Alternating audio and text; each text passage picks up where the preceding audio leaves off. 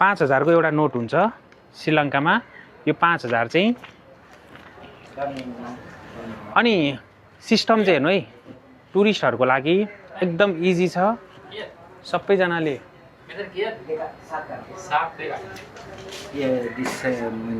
नेपाल या 50 rupees ल यो नेपालको पैसा दिएर मलाई श्रीलङ्काको दिन्न भन्नुभयो, म दिन्छु। हाम्रै देशको पैसा पाइयो। इन्ट्रेस्टिङ कुरा कहाँबाट ल्याउनु भएछ त अङ्कलले? अब 50 नेपाली 50 रुपीस के श्रीलङ्कन 100 रुपीस 100 ओके। अब यो दाइले नेपाली पैसा राखेको कारणले अलिकति थपेरै दिनु पर्यो यार। 150 extra okay, thank you. Nepali पैसा राखेर होइन, हुन्छ हुन्छ, मैले 50 रुपियाँ धेर दिएँ नि त। कहाँबाट नेपाली पैसा लिएर आएछ त नि? Okay thank you. श्रीलङ्का घुम्दाखेरि तपाईँले हरेक टिकटमा नेपाली भन्ने बित्तिकै छुट पाउनुहुन्छ, किनकि सार्क कन्ट्री भएको कारणले गर्दा। र यो टिकट पनि आज 3000 को टिकट 500 चाहिँ नेपालीलाई भनेर डिस्काउन्ट भएको। र दुईटा टिकटको लागि कताबाट यता रहेछ, यहाँबाट छिर्ने। अब यहाँभित्र के देखिन्छ? तपाईँ भ्लग बनाउँदै आउँदै आउनु ल, परबाट तपाईँको। ल यहाँ भगवान बुद्धको दाँत राखिएको ठाउँ हो श्रीलङ्कामा। यो हजारौँ वर्षसम्म संरक्षण गरिएर राखिएको ठाउँमा पनि पर्छ। यो विश्वको हेरिटेज साइटमा पनि पर्छ युनेस्कोले। यहाँ 2% 2% एनदर यहाँ चेकिङ भएको छ, पुरा सिस्टममा छ। र एकैछिन बस्नुहोस्। जति जो जहाँबाट हेर्दै हुनुहुन्छ, प्राय ठाउँमा श्रीलङ्कामा प्राय ठाउँमा जति नै हेरिटेज साइट प्राय त्यस्तो भए पनि धेरै ठाउँहरूमा खिच्नको लागि दिइएको छ। क्यामेरालाई बन्देज प्राय लगाएको मैले देखिनँ, किनकि आज जति पनि विश्वभरिका मान्छेहरू घुम्न आउँदा हातमा क्यामेरा बोकेर आउनुहुन्छ, चाहे त्यो ब्लगर होस् या नहोस्। अब यहाँबाट छिरेर चाहिँ हामी बुद्धको दाँत कता छ हेर्न जानेछौँ। कता आयौँ हामी? यो त के हो? ए बुद्धको दाँत राखेको ठाउँमा पुग्नु अगाडि यहाँ केही तस्बिरहरू, केही राम्रा दृश्यहरू रहेछन्। यो पनि यसो पछि गइयो टिकट काटेरै यसो हेरिदिउँ न, जुन चाहिँ यहाँहरूले पनि हेर्नु होला है त। अब केही बेरमै श्रीलङ्कामा भगवान बुद्धको दाँत राखेको ठाउँ, त्यो ठाउँमा हामी पुग्छौँ। र यो जसाजुसुक यसो हेरौँ। यो चिज भनेको नर्मलै हो, भनेर हेर्ने हो। राम्रै छ, फोटोहरू 101 छन्, राम्रो छन्। अब यो ठाउँलाई स्किप हानेर अब बुद्ध भएकै ठाउँतिर जाउँ, उहाँको दाँतै राखेको ठाउँतिर जाउँ। बल्ल बल्ल सुरु हुँदैछ। सायद यहीँबाट भित्र चाहिँ हो, यही ठाउँ है। बल्ल बुद्ध भगवानको दाँत भएको ठाउँमा पुगेँ है म। यो भित्र पुरै मन्दिर रहेछ, देख्न सक्नुहुन्छ मन्दिरको। यहाँ वरिपरि यहाँ त कत्रो रहेछ त, तल यता उति सबैतिर। र यहीँनेरि चाहिँ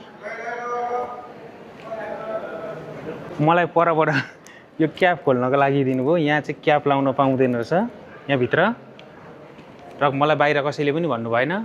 र यहाँ ठुल्ठुला दारा राखिएको रहेछ। र अब यहाँ धेरैजनाले दर्शन गर्नुभएको छ। यही ठाउँमा गौतम बुद्धको दाँत राखिएको छ। यो चाहिँ 2500 वर्ष पुरानो, आजभन्दा 2500 वर्ष पुरानो बुद्ध भगवानको दाँत राखेको श्रीलङ्काको यो ठाउँमा म अहिले आएको छु। र भगवान बुद्धको दाँत चाहिँ यहाँ कसरी आयो त? आजभन्दा 2500 वर्ष अगाडि कुशीनगरमा उहाँको निधन भयो।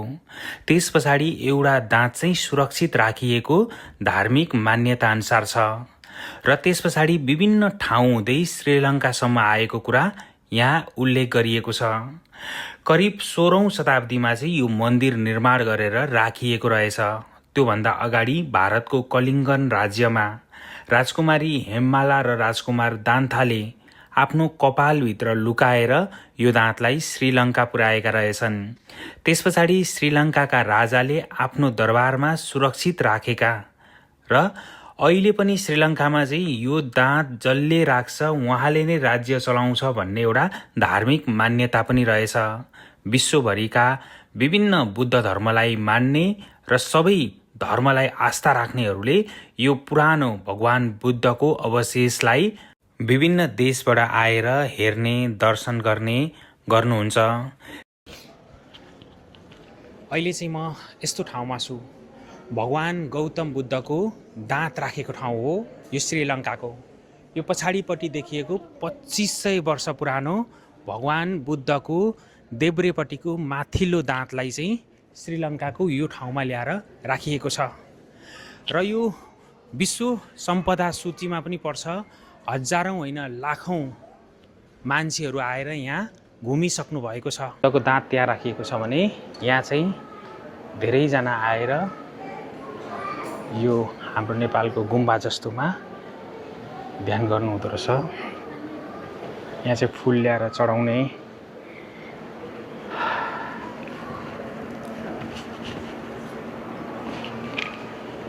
प्राय सानो गुम्बा रहेछ।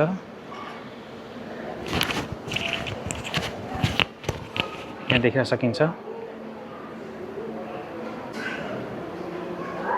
यहाँ चाहिँ हरेक मान्छेले कमलका फुलहरू ल्याएर यसरी चढाउनु हुँदो रहेछ र बाहिर पनि यो तरिकाको राखिएको रहेछ।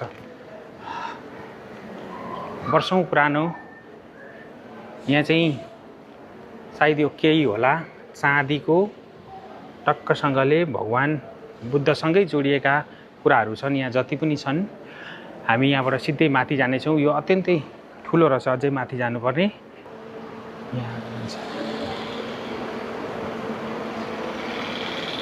श्री दलदा माली गावा, यो चाहिँ श्रीलङ्कामा यो मन्दिरको नाम टेम्पल अफ द टुथ भनेर पनि चिनिन्छ।